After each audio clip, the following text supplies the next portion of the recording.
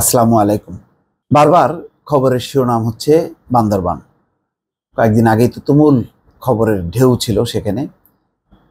ব্যাংকের হামলা, কুকি চীনের বিরুদ্ধে অভিযান, সব মিলিয়ে একটা টালমাটাল একটা পরিস্থিতি ছিল বান্দরবানে। স্বরাষ্ট্রমন্ত্রী পর্যন্ত দৌড়ে গেছেন সেখানে, সেনাপ্রধান গেছেন। তো এর পাশাপাশি আরেকটি ঘটনা, খুবই তাজ্জব ব্যাপার। আমি একটা জিনিস বুঝলাম না, এই খবরটি সকল গণমাধ্যমে কেন আসলো না? মানে বান্দরবানে আমার ধারণা যে সকল গণমাধ্যমের প্রতিনিধি আছে, কেউ কেউ কি চেপে গেল পুলিশের কারণে? এই প্রশ্নটা রেখে খবরটা একটু দেখি এবং বিশ্লেষণ করার চেষ্টা করব। খবরটি হলো, আমি এএসপির বউ, মদ না দিলে রেস্তোরাঁ বন্ধ করে দেব বলে হামলা, আহত 5। দর্শক বুঝতে পারছেন যে বা থেকে অতিরিক্ত পুলিশ সুপার মাংনে থই মারমা, মানে উপজাতীয় পুলিশ অফিসার, আহত পাইনুচিং ও খিংসাই মং মারমা। এই হলো অবস্থা। এই ছবিটা দিয়ে বাংলা ট্রিবিউনের রিপোর্টটি। এখানে বলা হচ্ছে, বান্দরবান শহরের একটি রেস্তোরাঁয় মদ চেয়ে না পেয়ে কুমিল্লার অতিরিক্ত পুলিশ সুপার, প্রশাসন ও অর্থ মংনে থই মারমা ও তার স্ত্রী হামলা চালিয়েছেন বলে অভিযোগ উঠেছে।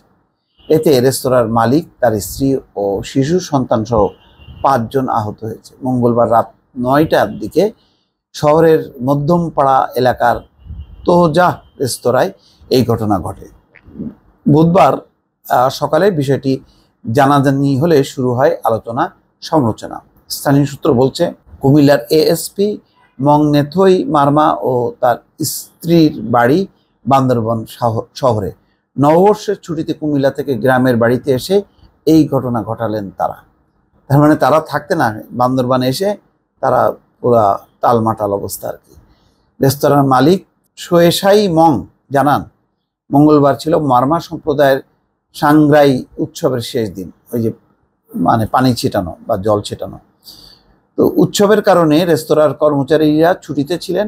তাই সোয়েসাই তার স্ত্রী উমেশে ও তাদের বৃদ্ধা মা পাইনুচিংকে নিয়ে রেস্তোরাঁয় আসা অতিথিদের খাবার পরিবেশন করছিলেন। টেবিলে বসে 8 অতিথি ভাত খাওয়ার অপেক্ষায় ছিলেন।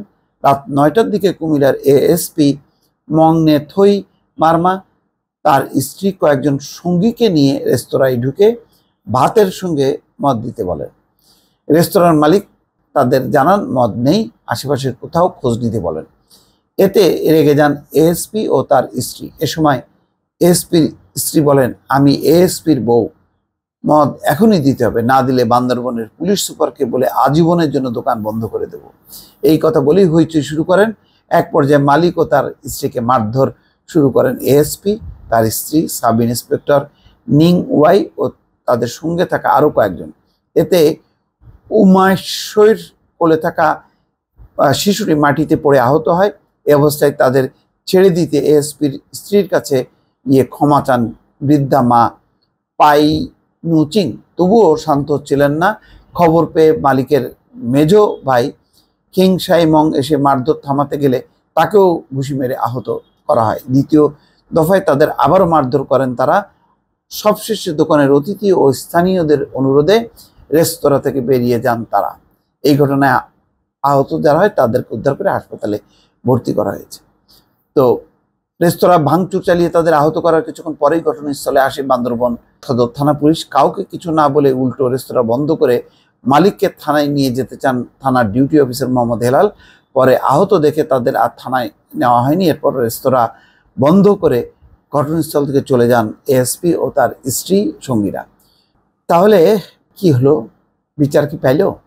উল্টা হচ্ছে কি হলো, রেস্তোরাঁ বন্ধ করে ঘটনাস্থল থেকে এএসপি, তার স্ত্রী ও সঙ্গীরা চলে গেলেন। আর কি হলো? রেস্তোরাঁ বন্ধ হয়ে গেল।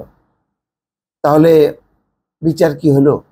আর এই পুলিশের অফিসাররা কি এই কাজ করতে পারে? দর্শক, মানে এর আগে আরেকজন এসপির অস্ত্রাগারের ভিডিও সে লাইভ করলো।